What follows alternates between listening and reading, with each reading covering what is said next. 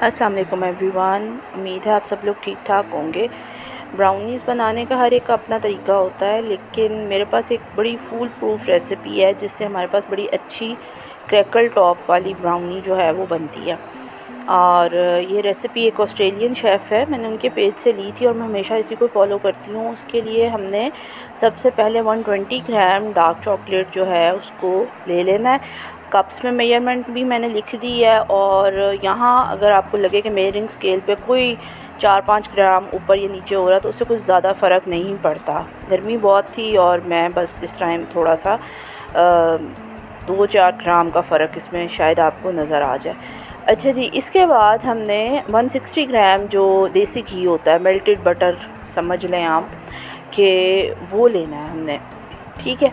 और चूँकि ब्राउनी जो है वो हमेशा मक्खन में बनती है, तो आप मक्खन को पिघला के फिर उसका वे जो है वो करेंगे, और उसके बाद आप उसमें चॉकलेट डाल के और इसको 30 सेकंड्स के लिए माइक्रोवेव कर लें। तो इससे ये होगा कि दोनों चीज़ें जो हैं ये मिक्स हो जाएंगी। इसके बाद हमने यहाँ पर जो चीनी है वो लेनी है। अच्छा, मैं चीनी और ब्राउन शुगर, मतलब वाइट शुगर और ब्राउन शुगर दोनों का मिक्सचर इस्तेमाल करती हूँ। आप चाहें तो बिल्कुल सिर्फ वाइट शुगर ही ले सकते हैं, या चाहें तो सिर्फ ब्राउन शुगर से भी बना सकते हैं। 250 ग्राम के राउंड हमें लेनी थी चीनी का टोटल जो आपने अमाउंट लेनी थी वो 250 ग्राम्स थी।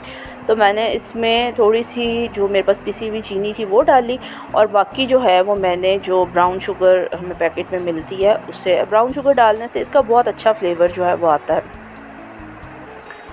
अच्छा जी, ये भी मेजर हो गया। कप्स में भी मेजरमेंट मैं यहाँ लिख रही हूँ, आप यहाँ से इसको देख सकते हैं।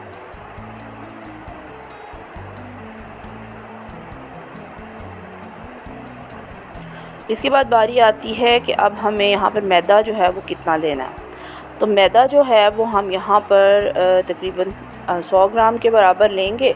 2/3 कप बनता है, मतलब 2/3 कप, ठीक है। और जो उसके बाद हमने इसमें 60 ग्राम्स जो है वो कोको पाउडर शामिल करना है, तकरीबन हाफ़ कप कोको पाउडर होगा ये। और दोनों चीज़ें जो हैं वो मैंने इकट्ठी ही मेजर कर ली हैं।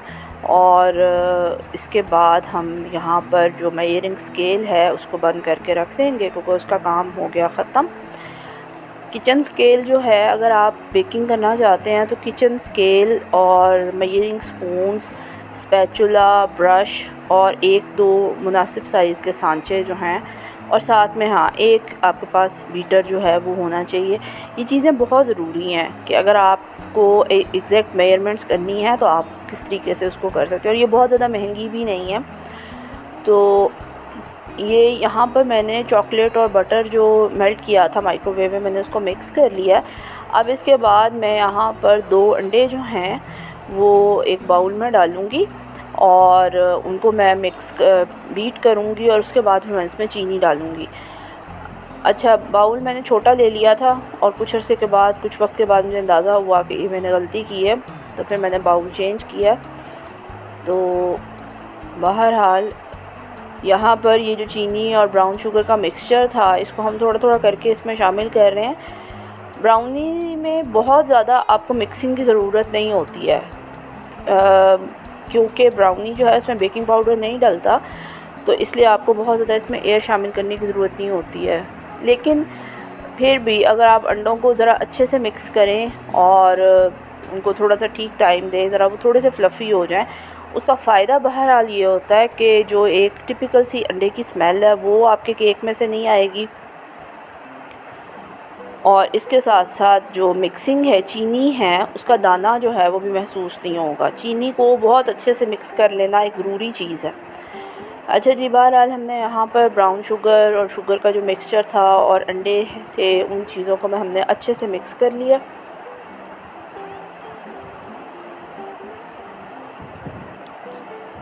अब यहाँ पर मैंने बाउल जो है वो चेंज कर लिया है, क्योंकि जो मेरे पास पहले वाला बाउल था उसमें मुझे अंदाज़ा हो गया था कि इसमें मैं अभी मुझे चॉकलेट और बटर का मिक्सचर डालना था, और मुझे इसमें मैदा भी डालना था, तो वो सब चीज़ें जो थी वो मुमकिन नहीं थी। तो अभी मैं इसको एक दफ़ा बीट करके फिर इसके बाद इसमें चॉकलेट और बटर का जो मेल्टेड मिक्सचर है वो डाल दूँगी, और उसको एक बार अच्छे से हम फेंट लेंगे बीटर की मदद से। चाहें तो आप इसमें हैंड विस्क का इस्तेमाल कर सकते हैं। इसके लिए कोई बहुत ज़रूरी नहीं है कि आप ज़रूरी इसमें इलेक्ट्रिक बीटर जो है वो इस्तेमाल करें।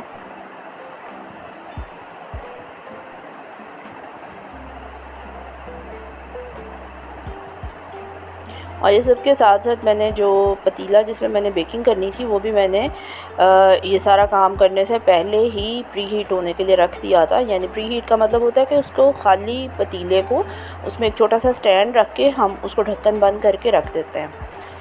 तो यहाँ पर इसमें मैंने 1 टीस्पून वनीला एसेंस और हाफ़ टी स्पून जो है वो सॉल्ट ऐड किया है। सॉल्ट ऐड करने से इसमें बहुत अच्छा सा फ्लेवर जो है वो आता है, बल्कि चीनी का जो फ्लेवर है वो ज़्यादा इन्हांस हो जाता है।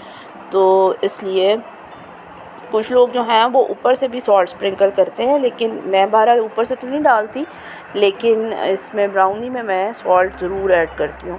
और इसके बाद हम इसमें जो मैदा और कोको पाउडर का मिक्सचर था उसको हम इसमें शामिल कर देंगे। और शामिल करते ही आप देखेंगे ये बिल्कुल ऐसे पेस्ट की तरह से इसका स्ट्रक्चर जो है वो हो गया।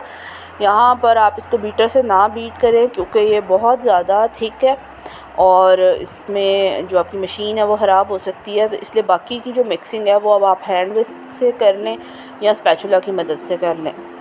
तो वैसे ये मिक्स हो चुका है और इसके बाद हम एक पैन लेंगे, उसको हम ग्रीस करेंगे और उसमें हम ये सारा मिक्सचर जो है इसको हम पोर कर देंगे। और उसके बाद फिर हम इसको पहले से गर्म पतीले में 35 से 40 मिनट के लिए बेक कर लेंगे। अगर आप अवन इस्तेमाल कर रहे हैं तो अवन का टेम्परेचर 170 डिग्री सेंटीग्रेड होना चाहिए। 35 टू 40 मिनट्स का इसका बेकिंग टाइम होता है।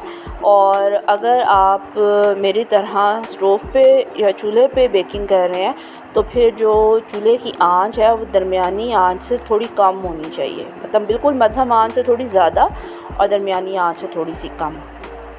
और कम से कम आपने 15 मिनट के लिए अवन को भी खाली ऑन करके उसको प्री हीट किया हो और कम से कम 15 मिनट के लिए ही आपने जो आपका पतीला है उसको आपने गर्म किया हो।